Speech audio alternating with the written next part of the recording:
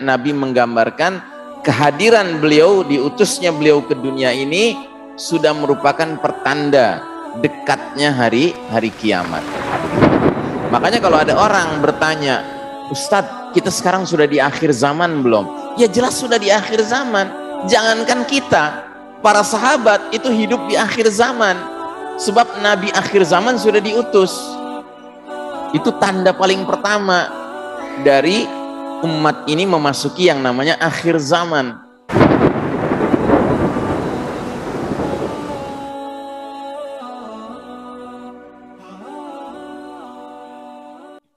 Kajian kitab Ensiklopedia Akhir Zaman hari ini memasuki halaman 101. Ini sudah masuk pasal pertama dengan judul besar Pertanda Sugro, Tragedi dan Fitnah yang telah terjadi. Saya ulangi, Pertanda Sugro, Tragedi dan Fitnah yang telah terjadi. Sugro itu artinya kecil, ya. Jadi ini masih dalam tema Alamatus Sugro, tanda-tanda kecil kiamat. Kemudian di dalam pasal ini kita akan temukan beberapa subpasal. Kita baca dulu daftar isinya. Pertama, pertanda yang terjadi di masa Nabi Shallallahu Alaihi Wasallam. Kedua, pertanda yang terjadi pada masa Khulafaur Rasyidin radhiyallahu anhum ajma'in. Yang ketiga, syahidnya Utsman ibnu Affan radhiyallahu anhu dan fitnah yang besar. Yang keempat, konflik internal sepeninggal Utsman bin Affan radhiyallahu anhu. Yang kelima, berita Nabi sallallahu alaihi wasallam tentang kaum Khawarij. Lalu yang keenam, berita Nabi sallallahu alaihi wasallam tentang peristiwa yang terjadi pada masa Bani Umayyah dan Abbasiyah, ya. Nah, jadi ini sub-sub pasal yang akan kita bahas. Dan malam hari ini kita masuk ke pendahuluan dan juga pertanda yang terjadi di masa Nabi Shallallahu Alaihi Wasallam. Bismillah. Pasal ini berisikan tanda-tanda hari kiamat dan berbagai tragedi yang terjadi di masa Nabi Muhammad Shallallahu Alaihi Wasallam hingga pada masa kita sekarang ini. Pasal ini hanya difokuskan pada permasalahan yang terjadi di masa Nabi Shallallahu Alaihi Wasallam, tapi telah usai pada saat sekarang. Bukannya pertanda yang masih berlangsung dari sejak zaman Nabi hingga sekarang. Jadi pasal ini membatasi diri pada pertanda-pertanda yang terjadi di zaman Nabi, ya. Nggak sampai sekarang. Kadang sebagian orang ada yang bertanya mengenai urgensi, pentingnya pembahasan ini. Atau dengan kata lain, mereka bertanya, manfaat apa yang dapat diambil oleh seorang muslim dari pertanda ini? Tentu saja pertanyaan ini sudah muncul sejak awal. Tetapi jika diperhatikan tanda-tanda hari kiamat dan fitnah itu masing-masing mempunyai kaitan antara satu dengan yang lain. Artinya, ketika satu pertanda sudah berakhir, maka satu pertanda yang lain akan bermula. Penjelasan detailnya kami sampaikan dalam poin-poin sebagai berikut, ya. Jadi rupanya pertanyaan ini sudah pertanyaan klasik gitu, ya. Apa perlunya kita membahas tanda-tanda kiamat yang sudah terjadi di zaman Nabi, ya. Nah, ini akan dijelaskan sama Syekh Mubayyad. bahwa sesungguhnya harus dipahami bahwa tanda-tanda hari kiamat yang sudah terjadi dahulu beserta fitnah-fitnah yang Nabi sudah sebutkan akan terjadi pada masa itu berkaitan dengan tanda-tanda kiamat berikutnya, berkaitan dengan fitnah-fitnah berikutnya, ya. Jadi ketidakpahaman kita mengenai tanda-tanda yang terjadi waktu itu bisa-bisa membuat kita nggak paham kenapa sekarang terjadi seperti ini, gitu. Tapi dengan kita mengerti tanda-tanda waktu itu, ya apalagi kalau rangkaian tanda demi tanda ini kita bisa rajut begitu ya, akhirnya kelihatan, oh begini jalan ceritanya sampai umat Islam bisa seperti nasibnya sekarang ini, begitu. Karena sesungguhnya Nabi Muhammad SAW adalah Rasul sebagaimana Rasul-Rasul Allah lainnya yang selengkap. Beliau menyampaikan busyra, tetapi juga menyampaikan nazir. Busyra itu kabar gembira, nazir itu peringatan-peringatan. Dan mengingat bahwa beliau adalah Nabi terakhir, maka kita tidak bisa mengharapkan akan ada Bashir atau Nazir atau Bushra atau peringatan-peringatan dari selain Nabi Muhammad SAW, karena nggak akan ada lanjutannya, ya.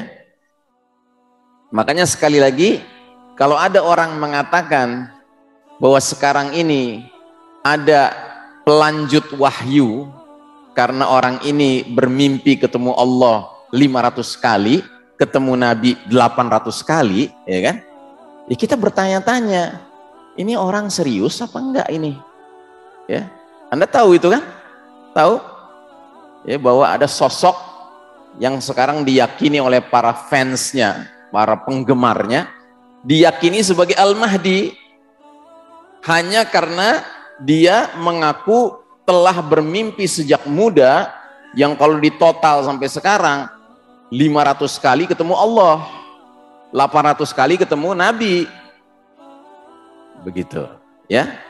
Nah jadi saudaraku rahimakumullah, kalaulah kita nggak mengerti tentang alamatus sa'ah yang Nabi Muhammad sampaikan, kita barangkali akan penasaran dengan orang seperti ini, dan akhirnya kita ikut-ikutan menjadi fansnya juga, ikut fans clubnya juga, gitu loh ya. Karena sejujurnya Pak, kita sedang hidup di zaman segala sesuatunya serba nggak jelas Pak, sehingga ketika muncul sesuatu yang kayaknya sakti mandraguna datang dari langit langsung gitu ya, seolah-olah wah ini sudah jaminan mutu nih, terus semua hadis Nabi yang lain kayak dilupakan saja, sehingga lebih hebat sosok ini daripada sosok Nabi Muhammad SAW dengan segudang luar biasa ilmu tentang akhir zamannya, begitu ya. Nah jadi ada beberapa poin yang dijelaskan oleh Syekh Mubayyad. Yang pertama, dalam pasal ini disebutkan secara jelas seputar tanda-tanda hari kiamat, khususnya di kalangan para sahabat, serta bagaimana memberdayakan tanda-tanda tersebut dalam berbagai peristiwa yang terjadi di masa mereka ya. Jadi Nabi ketika masih hidup itu sudah memberikan pertanda-pertanda yang akan dialami oleh para sahabat setelah beliau wafat nanti, begitu. Nah ini bagi para sahabat sangat berharga, dan bagi kita dia juga sangat berharga. Kenapa? Karena apa-apa yang para sahabat alami selanjutnya bisa jadi kita pun alami, sehingga kita perlu mengambil pelajarannya. Poin kedua, dalam pasal ini tanda-tanda hari kiamat yang disebutkan tampak begitu jelas daripada tanda-tanda yang disebutkan pada tempat yang lain, sebab di dalamnya mencakup beberapa tanda yang disebutkan Nabi SAW dan terbukti telah terjadi, meskipun beberapa diantaranya tidak terbayangkan terjadinya. Ya contoh misalnya, tidak pernah terbayangkan dalam benak pikiran Ummul Mukminin Aisyah radhiyallahu anha bahwa beliau akan berada dalam satu perjalanan di malam hari melewati suatu tempat tertentu, ketika itu tiba-tiba ada anjing menggonggong, melolong begitu. Padahal Nabi Muhammad SAW pernah menyebutkan salah seorang dari istriku akan dilolong oleh anjing di tempat ini. Nah, Nabi sebutkan. Dan ketika kejadian itu terjadi, Aisyah tersadarkan bahwa dirinya lah yang dimaksud oleh Nabi SAW yang mengalami peristiwa itu. Begitu, ya kan? Dan sesungguhnya isyarat dari Nabi adalah bahwa itu isyarat yang jelek, yang berarti sepatutnya tidak diteruskan perjalanannya. Dan memang Aisyah radhiyallahu anha ingin sekali kembali ke Madinah, mengurungkan niatnya, tetapi situasi dan kondisi mendesak beliau untuk tetap menuju ke tujuannya. Jelas ya? Jadi sekalipun dia tahu, dia ingat pesan Nabi, tapi dia nggak puasa untuk merubah situasi dan kondisi. Ya, jadi para yang jadi pengikutnya itu terus mendorong Aisyah untuk maju terus, begitu. Ya.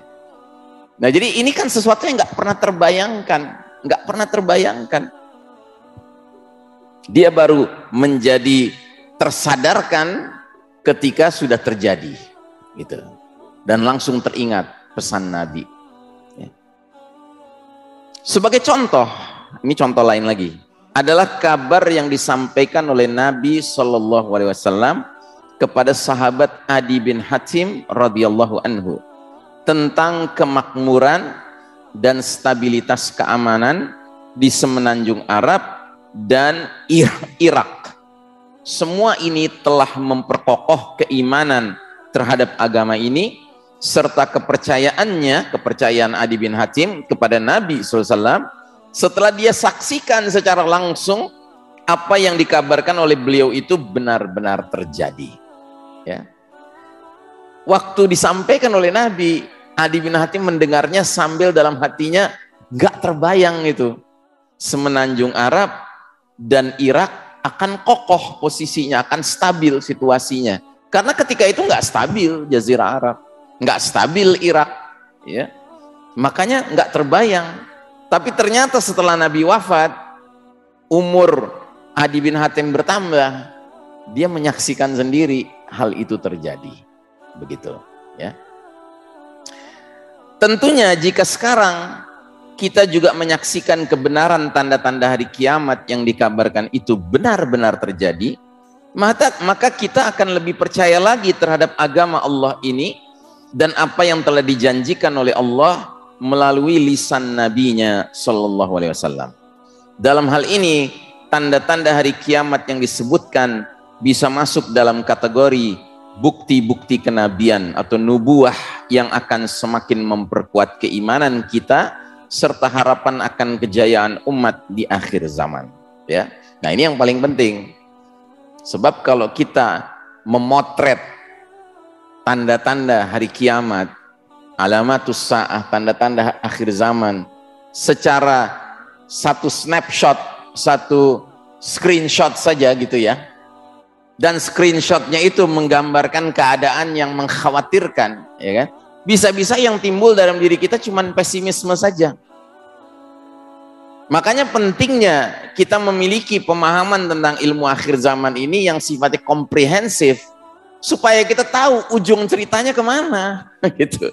Ya, kayak contohnya lah, kita tahu sekarang ini kita sedang melewati atau menjalani babak paling kelam dalam sejarah umat Islam yang Nabi Muhammad Sallallahu Alaihi Wasallam mengistilahkan sebagai era mulkan jabriyah, penguasa-penguasa yang memaksakan kehendak.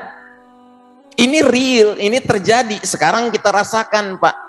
Betapa para penguasa memang rata-rata jabriyah sekarang ini, memaksakan kehendak mereka dan mengabaikan kehendak Allah dan Rasulnya. Tapi kalau kita berhenti hanya snapshot ini saja yang kita fahami, ini saja yang kita yakini, bisa-bisa yang muncul dalam diri kita adalah pesimisme. Wah, ngeri banget nih dipimpin seorang penguasa-penguasa yang memaksakan kehendak. Tapi alhamdulillah, kita tahu bahwa hadis tersebut tentang periode demi periode perjalanan umat Islam ini nggak berhenti di periode Mulkan Jabriyah.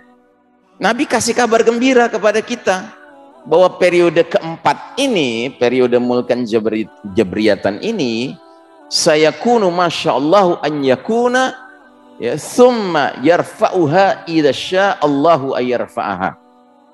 Periode ini akan berlangsung selama masa yang Allah kehendaki, dan ketika Allah sudah berkehendak, periode keempat ini diangkat, dicabut sama Allah Ta'ala. Summa takunu khilafatan ala minhajin nubuwah. Kemudian datanglah periode kelima, periode terakhir, yaitu periode kekhalifahan yang mengikuti cara-cara kenabian dalam hal kepemimpinannya. Summa sakata, terus Nabi diam. Para ahli hadis menyimpulkan, kemudian Nabi diam, menandakan sampai disitulah akhir umur umat Islam. Jadi umur umat Islam bukan sekarang berakhirnya, ketika sedang hegemonik, sedang sewenang-wenangnya para penguasa yang sifatnya Jabriyah ini, Pak. Tidak. Ini sebuah terminal. Ini sebuah perjalanan yang belum selesai. Gitu. Nanti selesainya adalah tegaknya kejayaan umat ini dengan hadirnya kembali khilafatun ala minhajin nubuwah. Sekalipun hari ini banyak orang yang mengecam khilafah. Banyak orang yang menyatakan khilafah itu ilegal, haram, ya, dan lain sebagainya. Terserah. Tapi begitulah adanya keterangan Nabi SAW tentang alamatus sa'ah, tanda-tanda hari kiamat. Dan kita meyakini begitulah yang akan terjadi. Soal dia belum terjadi, yaitu masalah waktu. Gitu. Nah, jadi saudaraku rahimakumullah, itu poin kedua. Poin ketiga, sebagaimana yang diketahui, sejarah suatu bangsa merupakan bagian yang tak terpisahkan dari bangsa tersebut. Dengan mempelajari sejarah tersebut, kiranya dapat diambil manfaatnya untuk menghindari hal-hal apa saja yang membuat mereka terperosok dalam kemunduran. Oleh karenanya, melalui kitab yang diturunkan Allah Ta'ala, agama ini menjelaskan ajarannya dengan berbagai kisah yang menggambarkan perseteruan antara yang hak melawan yang batil sejak Adam alaihissalam hingga masa Rasulullah sallallahu alaihi wasallam, ya. Makanya di dalam Al-Qur'an banyak sekali kisah-kisah nabi-nabi terdahulu yang diabadikan, dan seringkali Allah itu mengkisahkannya lebih dari sekali. Kisah Nabi Musa alaihissalam lebih dari sekali. Mungkin bisa dikatakan kisah yang terbanyak tentang Nabi di masa lalu. Kisah Nabi Yusuf alaihissalam panjang sekali dalam surat Yusuf, tetapi di surat yang lain juga ada, sekalipun singkat-singkat saja. Kisah Nabi Adam alaihissalam sendiri, ya, ada di Al-Baqarah, ada di Al-A'raf, ya, dengan pendekatan yang berbeda. Ibaratnya kalau nonton film, arah kameranya waktu di surat Al-Baqarah itu diarahkan kepada para malaikat. Allah sedang bicara dengan para malaikat. Tetapi di surat Al-A'raf Allah sedang berbicara dengan iblis. Itu menerangkan tentang sejarah Adam alaihissalam dalam bentuk Allah berbicara kepada iblis. Gitu. Nah, jadi ini semua adalah bahagian dari kita mempelajari yang sudah berlalu untuk diambil pelajarannya ke sekarang. Begitu.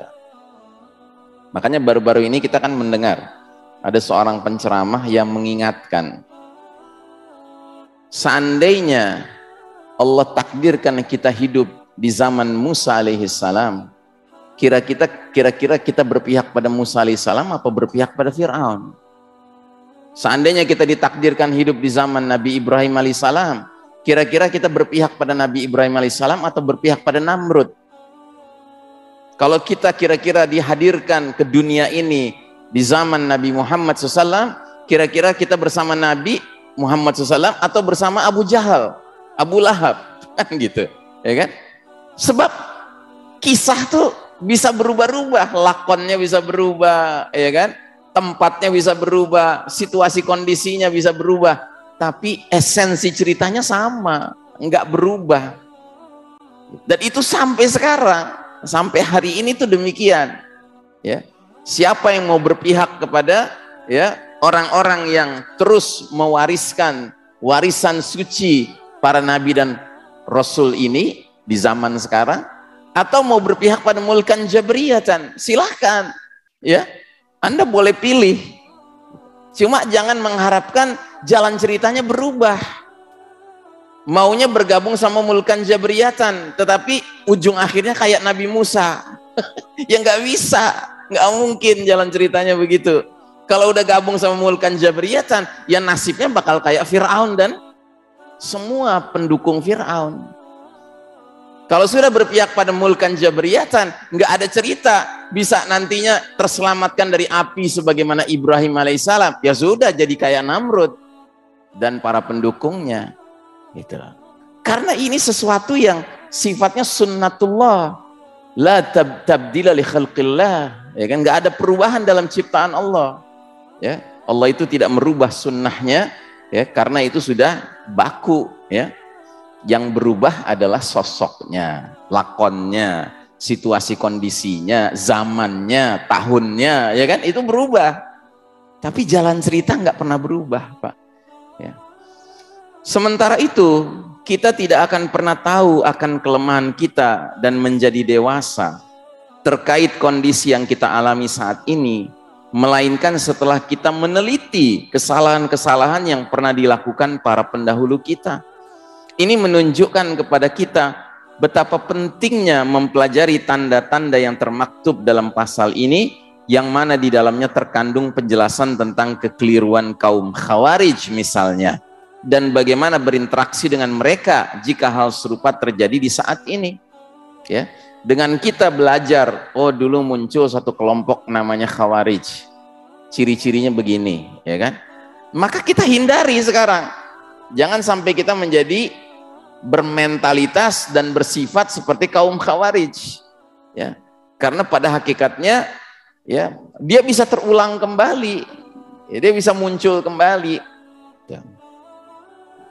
Yang keempat, tanda-tanda hari kiamat merupakan mata rantai yang terus bersambung. Ini merupakan kenyataan yang amat jelas. Maka dari itu, penjelasannya harus ditelusuri mulai dari hulunya, ya, dari awal asalnya airnya itu. Jangan dari hilirnya, tapi dari hulunya. Kita harus fahami. Tragedi pembunuhan sahabat Utsman bin Affan radhiyallahu an misalnya telah dikabarkan Nabi Muhammad SAW dengan sebuah sindiran kinayah. Beliau bersabda, fitnah yang terjadi seperti ombak samudra, ya. Jadi terbunuhnya Utsman bin Affan itu bukan fitnah biasa-biasa saja, tetapi dia fitnah laksana ombak samudra, yang mana dari fitnah yang satu ini muncullah fitnah berikutnya, muncullah fitnah berikutnya, muncullah fitnah berikutnya, seperti itu, ya. Nah, istilah ombak samudra dalam hadis ini mengisyaratkan bahwa fitnah akan terus berlangsung susul menyusul, ya. Dan memang benar, semenjak terbunuhnya Utsman bin Affan radhiyallahu anhu, maka umat ini di zaman itu, ya kan, itu terus menerus dirundung fitnah, ya. Dan kalau kita bicara soal rangkaian fitnah yang besar-besar sepanjang sejarah umat Islam ini, kan ada hadisnya itu, Nabi menyebutkan tentang 3 fitnah besar yang terjadi, yang kalau kita lihat satu persatu fitnah-fitnah itu, dia kayak apa namanya, isyarat perjalanan sejarah umat Islam. Yang paling pertama fitnah ahlas. Fitnah ahlas itu ketika ditanya sahabat, mahwal ahlas, apa itu ahlas ya Rasulullah? Kata Nabi, harbun wa harbun. Fitnah ahlas adalah orang berlarian dan orang saling berperang, begitu. Ya. Nah ini kejadiannya di mana? Ini kejadiannya setelah terbunuhnya Utsman bin Affan. Ali bin Abi Thalib jadi khalifah, tiba-tiba terjadi pertikaian-pertikaian internal. Dan para sahabat terbelah jadi dua. Ada sebagian sahabat yang harap, yang lari, nggak mau terlibat dalam konflik internal itu sama sekali. Karena tidak mau menumpahkan darah sesama saudara yang mengucapkan 2 kalimat syahadat. Tapi sebagian sahabat yang lain terlibat dalam harb, dalam peperangan itu. Ya kan? Nah ini fitnah besar pada awal sejarah umat Islam. Nah kata Nabi setelah fitnah Ahlas akan muncul fitnah Sarra. Fitnah Sarra itu fitnah kesenangan, fitnah kemewahan, ya, fitnah kemudahan-kemudahan. Nah ini sebahagian para ulama yang peduli akhir zaman cenderung menyatakan fitnah Sarra ini mulai muncul di era Mulkan Adhan, raja-raja yang menggigit. Muncul kerajaan Umayyah, kerajaan Abbasiyah, Kesultanan Utsmani Turki, ya. Era di mana umat Islam itu berjaya dan cenderung para raja-raja itu, khalifah-khalifah itu berpenampilan mewah, Pak, mewah sekali. Yang kalau kita gunakan kacamata hari ini saja, itu tingkat kemewahannya sangat berlebih-lebihan. Segala tahta kerajaannya itu emas, Pak, perhiasannya. Ya, bayangkan. Ya. Khalifah, tapi karena memang bukan khilafah ala minhajin nubuwah, mereka mulkan, raja-raja, ya kan? Mereka itu terjerembab dalam fitnah sarra, fitnah kemewahan, fitnah kesenangan, begitu. Ya kan?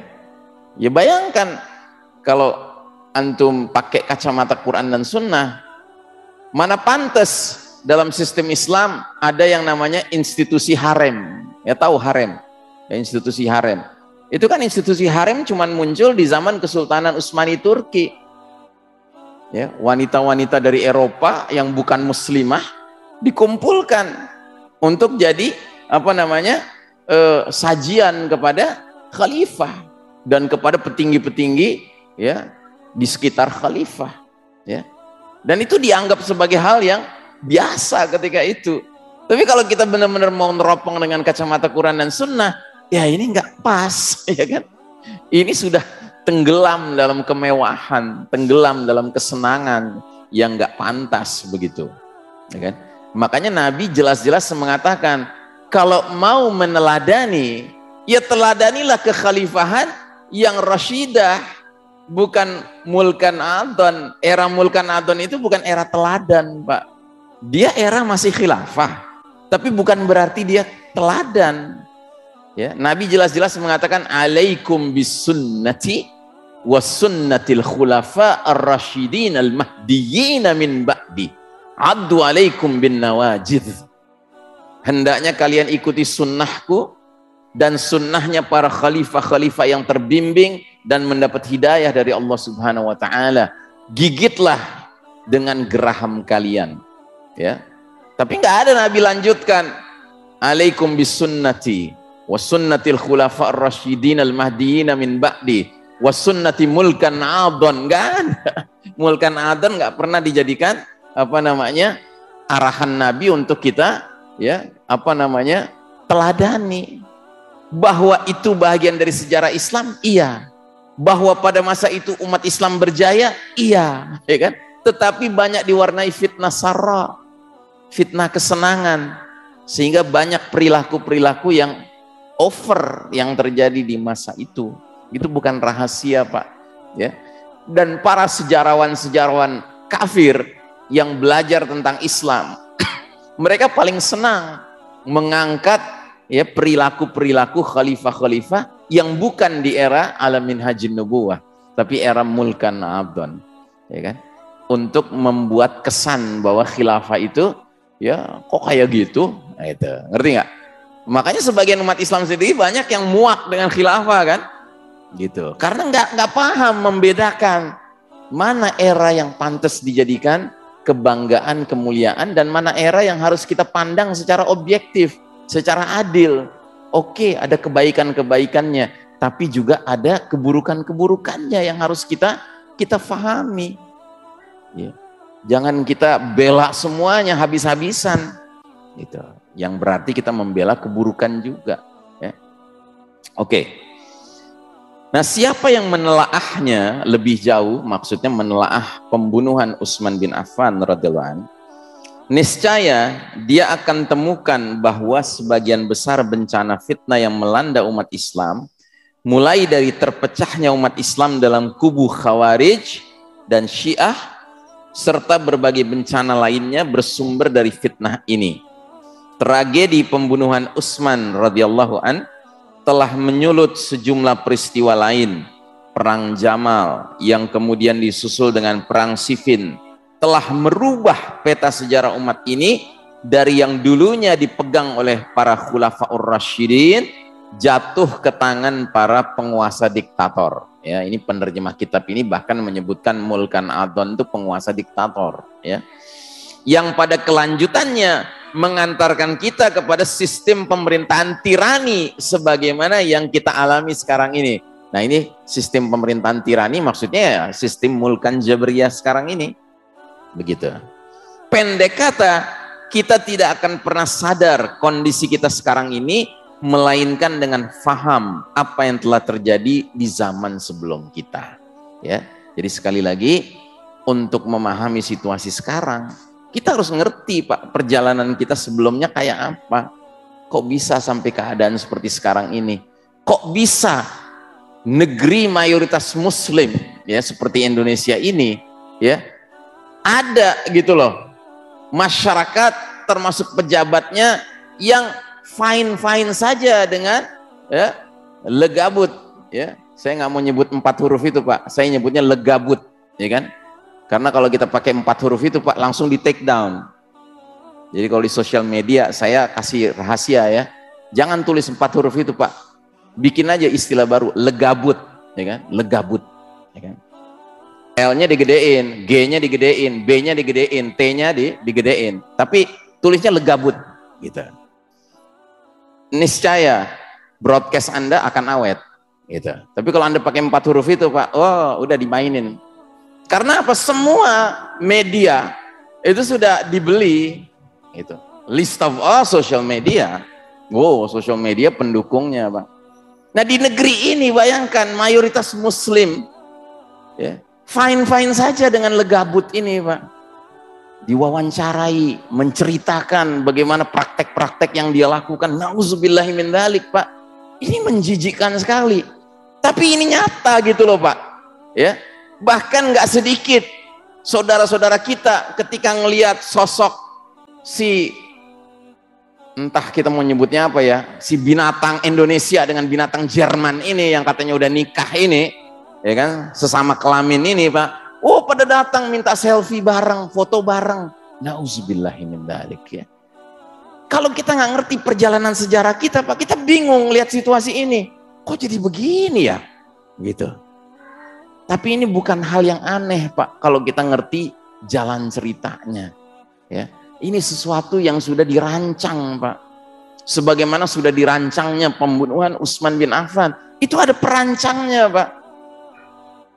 Sosok diantara yang terlibat dalam merancangnya itu Abdullah bin Saba itu, si Yahudi yang pura-pura masuk Islam lalu mengarang sebuah mazhab namanya Syiah, ya kan? Dia yang menyulut-nyulut kebencian kepada Utsman bin Affan sehingga timbullah jiwa-jiwa pemberontak. Dan kalau antum baca kisah tentang terbunuhnya Utsman bin Affan, nangis kita Pak, nangis.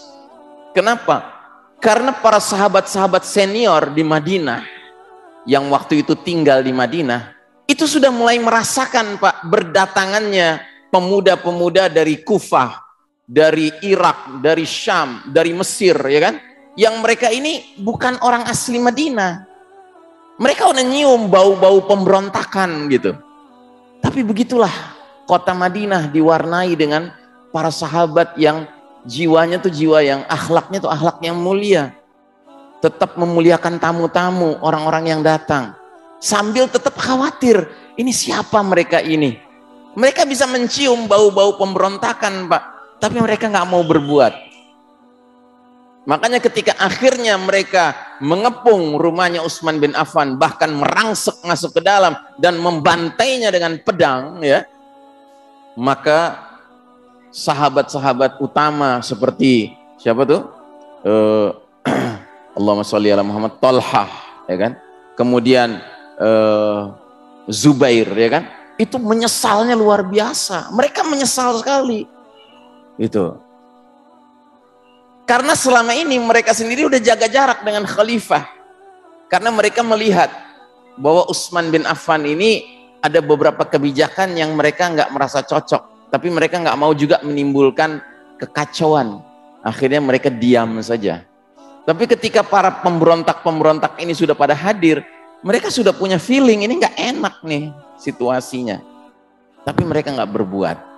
Dan ketika akhirnya terjadi pembantaian khalifah, barulah mereka semacam bangun dari tidurnya. Tapi udah terlambat. Dan diolah lagi mereka untuk melakukan pemberontakan kepada Ali bin Abi Thalib, atau katakanlah bukan pemberontakan, ya, perbedaan pendapat dengan Ali bin Abi Thalib, yang mana Ali bin Abi Thalib lebih ingin utama menjaga kesatuan saf umat Islam, sementara mereka menuntut kepada Khalifah Ali segera seret ke pengadilan para pembunuh Utsman bin Affan. Ali bin Abi Thalib ijtihadnya, jaga dulu barisan umat. Soal nyeret para pelaku itu mudah, ya kan? Nah, sementara mereka tidak, mereka lebih mengutamakan seret dulu pelakunya. Gitu. Makanya Syekh Mubayyad dalam kitab ini secara adil, ya kan, menyebutkan bahwa perang Siffin, perang Jamal yang terjadi di zaman Khalifah Ali bin Abi Thalib ini bukan perang seperti umat Islam sekarang, sesama umat Islam perang sekarang, beda sama sekali. Dua-duanya dulu kelompok itu sama-sama punya ijtihad yang ada dalilnya, ada nasnya yang mereka ikuti masing-masing.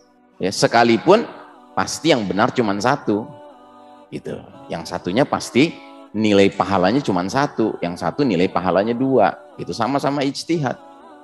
Nah, jadi saudaraku rahimakumullah, yang kelima, banyak kalangan yang memandang buruk berbagai kericuhan internal yang terjadi di kalangan sahabat.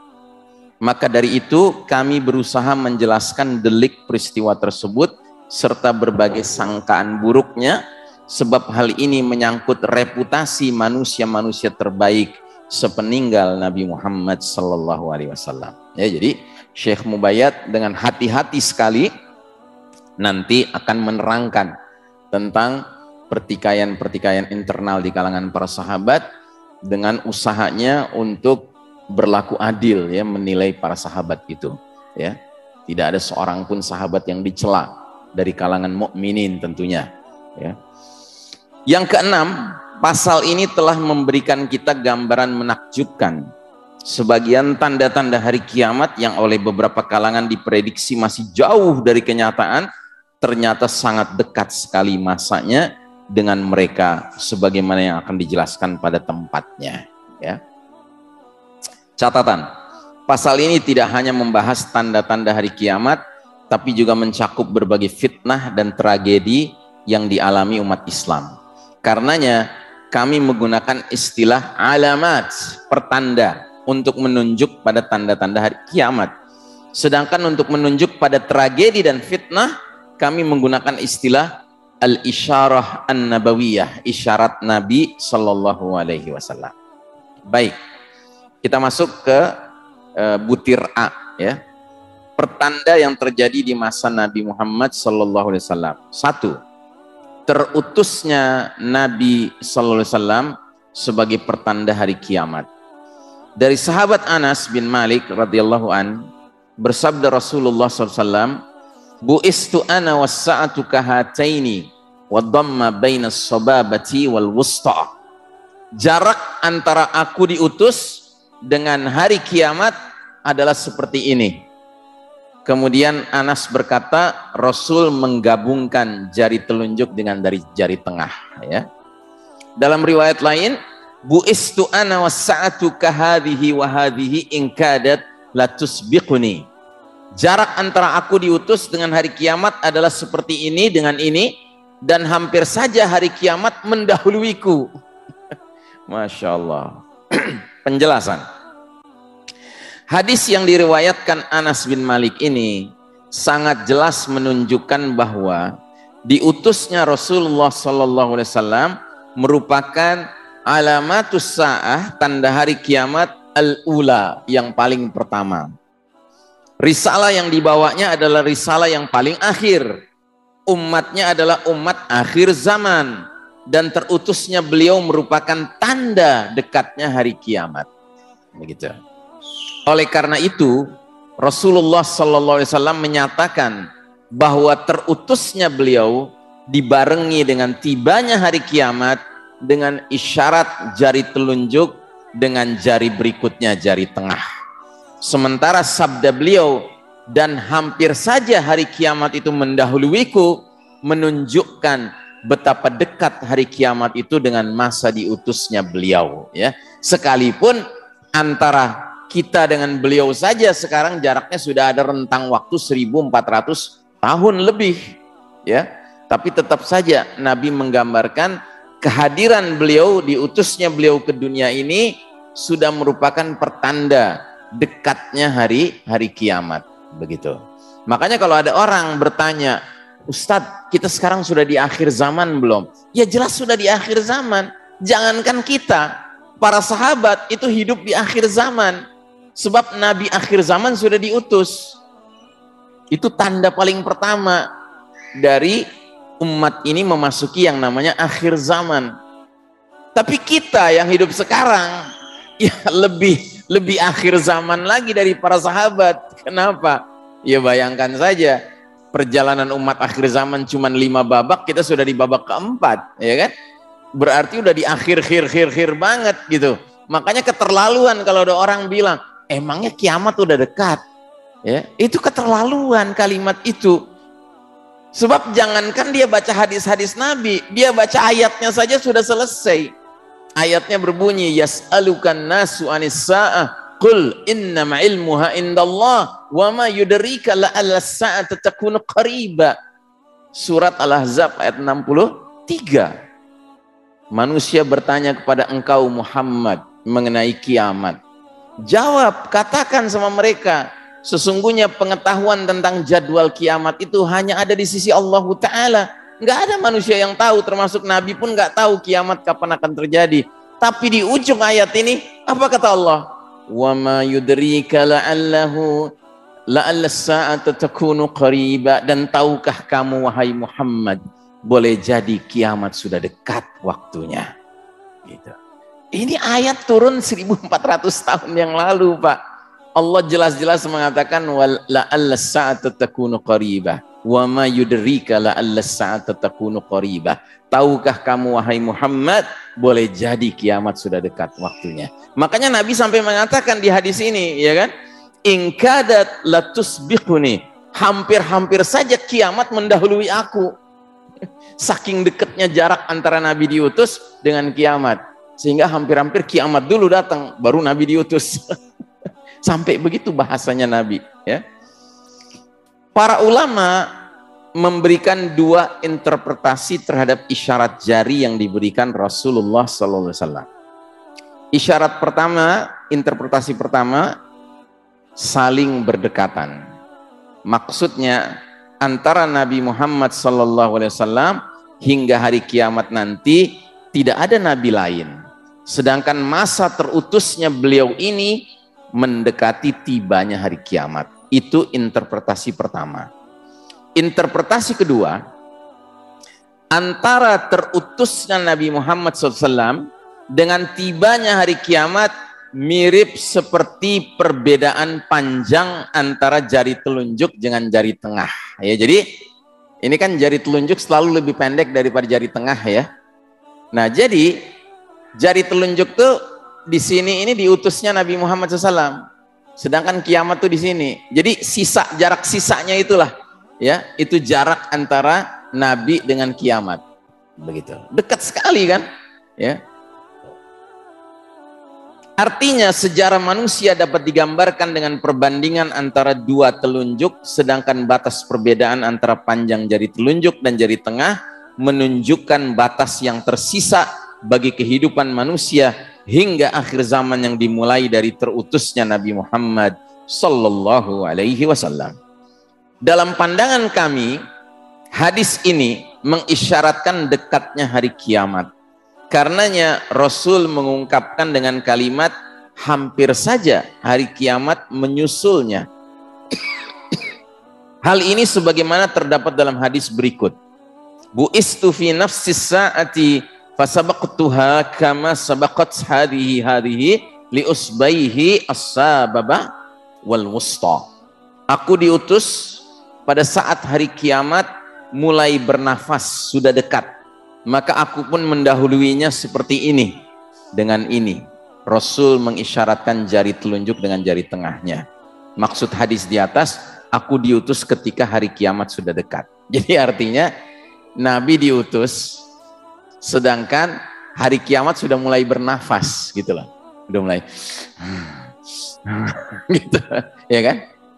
Makanya waktu Nabi Isra Mi'raj ya, itu Nabi Muhammad SAW itu sempat melihat ada dua sinar menyala gitu, ya kan? Terus Nabi tanya sama Jibril alaihissalam yang mendampingi perjalanan Isra Mi'raj, wahai Jibril, apa itu dua cahaya terang yang sedang terlihat itu? Maka kata Jibril, itu malaikat Israfil ya, yang sedang menatap Allah Ta'ala menunggu perintah untuk meniup trompet. Gitu. Jadi sudah standby gitu loh, sudah dalam posisi standby ya, Masya Allah Ta'ala. Ibnu Hajar meriwayatkan dari Al-Qurtubi, kesimpulan hadis tersebut menunjukkan hari kiamat sudah dekat dan dia akan segera datang. Redaksinya memberi pengertian bahwa hari kiamat sudah dekat dan tanda-tandanya pun akan terus berdatangan sebagaimana yang difirmankan Allah dalam surat 47 surat Muhammad ayat 18 ya. Inna asyratuha atiyatun. Sesungguhnya telah datang tanda-tandanya.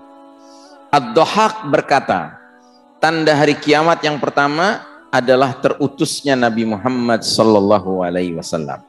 Sedangkan hikmah yang dapat diambil pelajaran dari penyajian tanda-tandanya adalah untuk menyadarkan orang-orang yang lalai, di samping memotivasi mereka untuk segera bertaubat dan mempersiapkan diri. Ada juga yang menyatakan bahwa pengertian hadis tersebut mengungkapkan antara aku dan hari kiamat nanti tidak ada satu risalah lagi, dan kiamat itu akan terjadi setelahku seperti jarak urutan antara jari telunjuk dan jari tengah Nabi Muhammad sallallahu alaihi wasallam. Baik, saudaraku rahimakumullah, saya kira untuk malam ini kita cukupkan sekian dulu ya. Nanti kita akan masuk pada pertemuan selanjutnya dengan terbelahnya bulan ya. Terbelahnya bulan termasuk min alamatis sa'ah yang merupakan mukjizat yang dialami Nabi Muhammad SAW pada masa hidupnya dan disaksikan langsung oleh para sahabat. Bahkan ada orang dari India ya kan, itu menyaksikan bulan terbelah, dan si raja ini, raja dari India ini langsung pergi ke Mekah mencari Nabi Muhammad SAW dan akhirnya masuk Islam ya. Nanti kita akan bahas pada pertemuan berikutnya insyaallah ta'ala. Untuk malam hari ini kita cukupkan sekian. Mudah-mudahan apa yang kita bahas yang tidak terlalu panjang malam hari ini bisa memberikan keberkahan, menjadi ilmu bermanfaat untuk kita bersama. Wassallallahu ala nabiyina Muhammadin wa ala alihi wa sahbihi ajmain walhamdulillahi rabbil alamin. Wassalamualaikum warahmatullahi wabarakatuh.